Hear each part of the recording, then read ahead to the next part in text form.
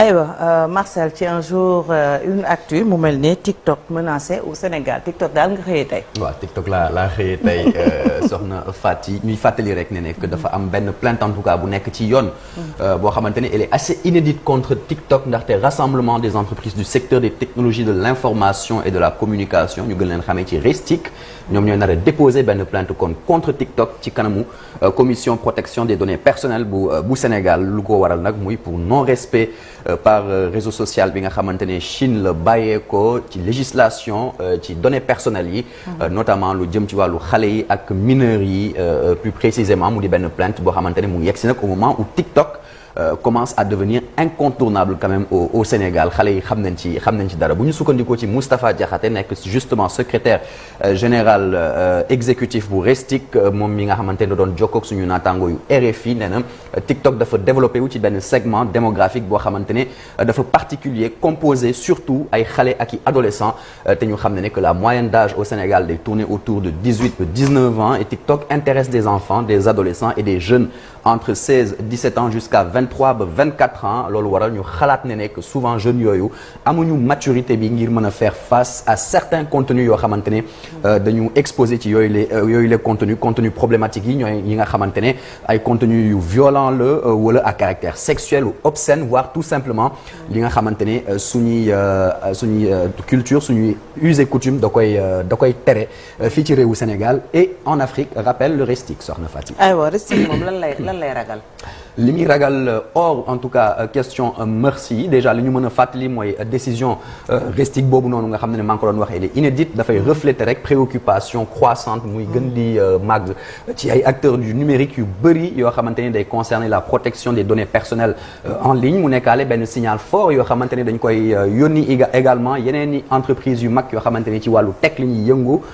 di leen di woowaale rek ngir ñu jëlaale en compte li nga xamante ne justement moom mooy législation yi ñuy fekk ci biir réew mi en matière de protection des données personnelles ci Sénégal en tout cas ci réew yoo xamante ne dañ fay faral di opérer d'ailleurs outre justement la question des mœurs mu am beneen aspect bi nga xamante ne dafay préoccuper waa RESTIC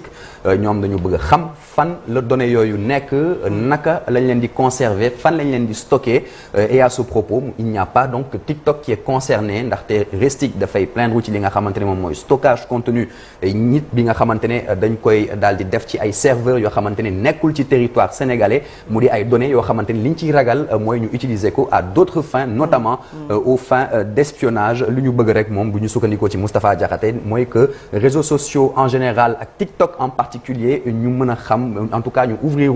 fii ci réewu Sénégal aux autorités officielles wu réew mi pour au moins ñu clarifier mécanisme stockage yooyu des données sur les enfants et les adolescents nga xamante ne dañuy ubbi ay compte ci yooyu les réseaux ba pare xoolaale ci yan conditions la ñuy préserver yooyu les données ngir rek ñu bañ ko utiliser à d'autres fins autres en tout cas qu'elles ont été initialement destinées soxna Fatou. Voilà Marcel et puis beneen mbir également RESTIC bëgg na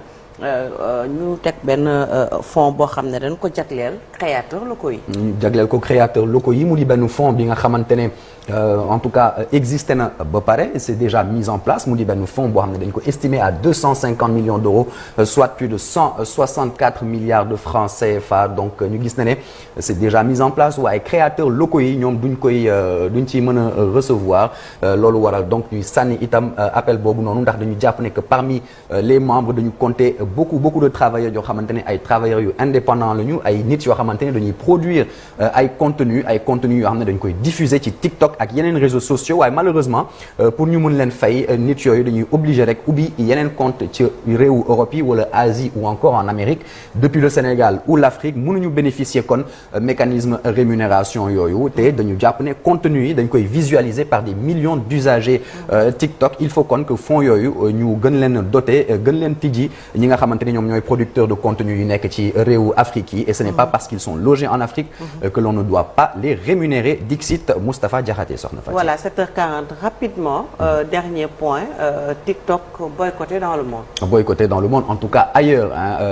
au Sénégal donc ñu gis na ne am na yeneen pression yu gën a tar sax en Europe notamment la partie occidentale ñu gis na ne que ce sont les parlementaires yi ñoom ñoo jël le dossier en main application bi dafay subir ñu ngi koy fàttali depuis plusieurs semaines benn boycott boo xamante ne de nombreuses institutions occidentales ñoom ñoo ko daal di rek mettre en place di craindre li nga xamante ne moom mooy des risques liés à la cybersécurité en France.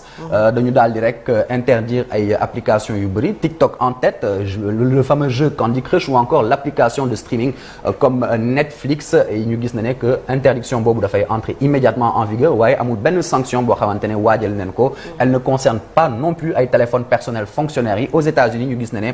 plusieurs projets de loi yoo xamante ne dañu ko soutenir à droite et à gauche dafa nekk ci dans les tuyaux pour interdire TikTok bi nga xamante ne elle fait quand même 150 millions d'utilisateurs par mois aux États-Unis bu ñu sukkandikoo ci élus yi ñeg ñoom li ñuy ragal mooy parti communiste chinois bi jëfandikoo TikTok ngir mën a fexe rek ba espionner leen wala manipuler leen et le patron de l'application Xu Zhiqiu a promis que moom d'ici la fin de l'année eh bien toutes les informations yi nga xamante ne elles sont liées aux 150 millions d'utilisateurs américains dañ koy nar a gérer uniquement depuis des serveurs yoo xamante ne groupe Texan Oracle moom moo koy nar a gérer donc mu nekk ba ca États-Unis et enfin bu ñu demee ca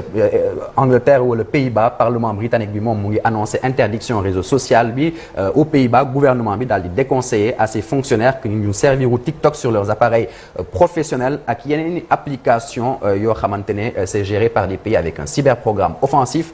comme la Russie, la Chine ou l'Iran ou encore la Corée du Nord soxna Fati. Merci beaucoup Marcel Farba Maroun 7h jot na ba tegal ñeent fukki simili ak benn ñu daw RFM laata loolu ma fàttali leen ne sunu gan ci ñaareelu pàcc bi Ahmed Youssouf Bengeloun la député président association des départements du Sénégal et puis daañu am également ci ñaareelu pàcc bi document bi de quoi est-il le nom équipe bu RFM matin Adama Sarr la ñuy dalal maire bu Kër Massar Nord trésorier général bu réseau des élus locaux du Sénégal à tout à l'heure